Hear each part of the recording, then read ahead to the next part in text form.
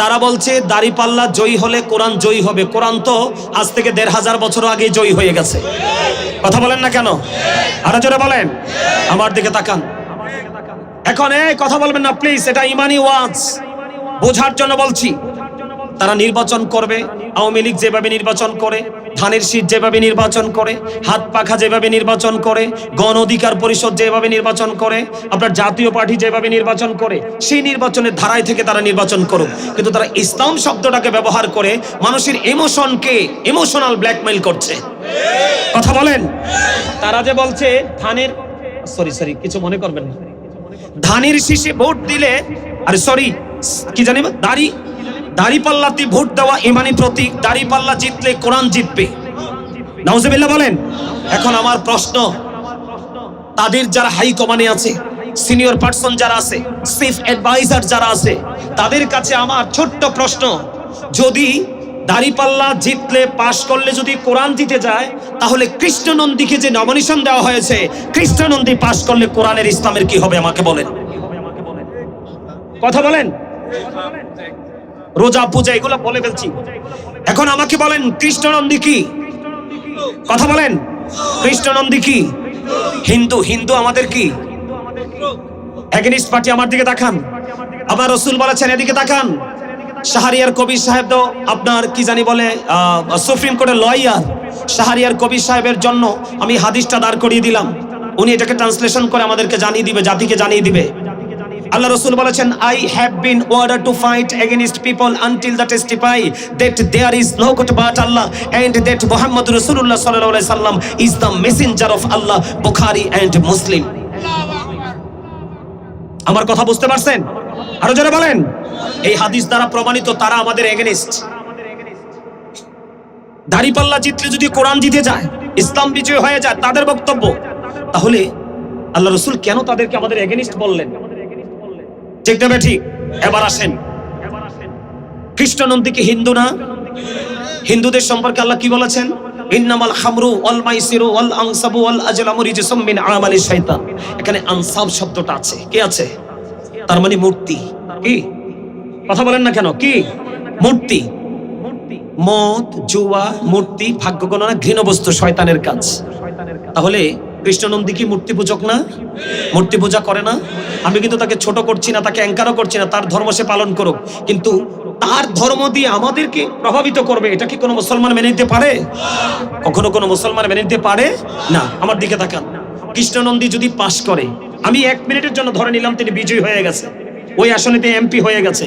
কৃষ্ণনন্দী যদি পাশ করে, উনি কিন্তু মুসলমানের ট্যাক্সের টাকা দিয়ে তার পূজা মণ্ডপ গুলোকে করবে, কি জানি বলে, সংস্কার করবে। কথা বলেন। বাস্তব কথা কিনা?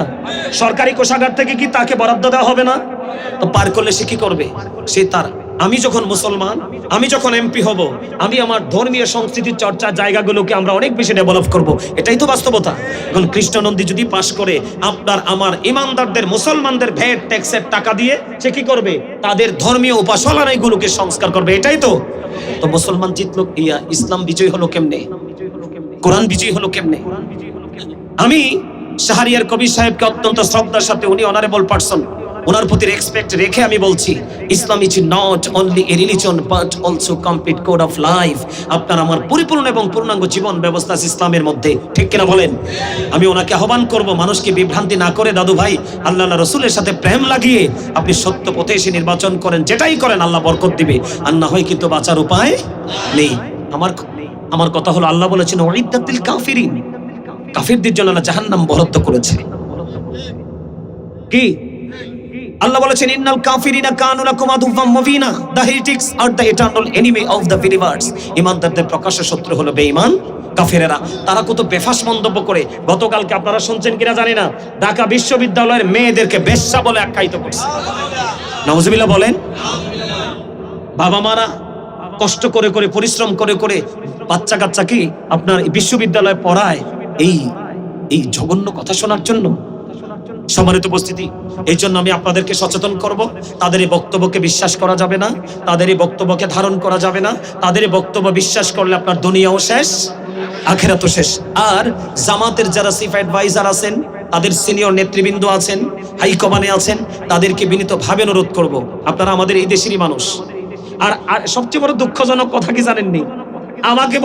আমাকে বলে কয় আল্লাহ হুজুরকে হেদায়াত দান করুক। কাছে হেদায়েত কি আমার দরকার না তাদের? কথা বলেন। তোমরা তো বিভ্রান্তিকর বক্তব্য দিয়েছো, এটা আলেম হিসাবে আমাদের দায়িত্ব কি? মানুষকে সচেতন করা, মানুষকে কি করা? ইনস্ট্রাকশন দেওয়া। আল্লাহ কি বলেছেন? ইয়া আইয়ুহাল্লাযীনা আমানু কু আনফুসাকুম ওয়া আহলিকুম নারা। আল্লাহ বলেছেন save yourself and your families from the fire. আল্লাহ ইমানদারকে বলেছেন তুমি জাহান্নাম থেকে বাঁচো এবং তোমার আহলকেও জাহান্নাম থেকে বাঁচাও। ঠিক কিনা বলেন? সম্মানিত উপস্থিতি, এখানে জামাতের সমর্থক থাকতে পারেন, দাড়িপাল্লা সমর্থক থাকতে পারেন। আপনারা যদি জামাতকে ভালোবাসেন, আপনি জামাতকে ভোট দেন, আমার কোনো আপত্তি নেই। যারা ধানের শীষকে ভালোবাসেন তারা ধানের শীষে ভোট দেন। কিন্তু আপনাদের কাছে আমার বিনীত অনুরোধ রইল, আপনারা ইসলাম নিয়ে ছিনিমিনি খেলার অধিকার নেই। আছে?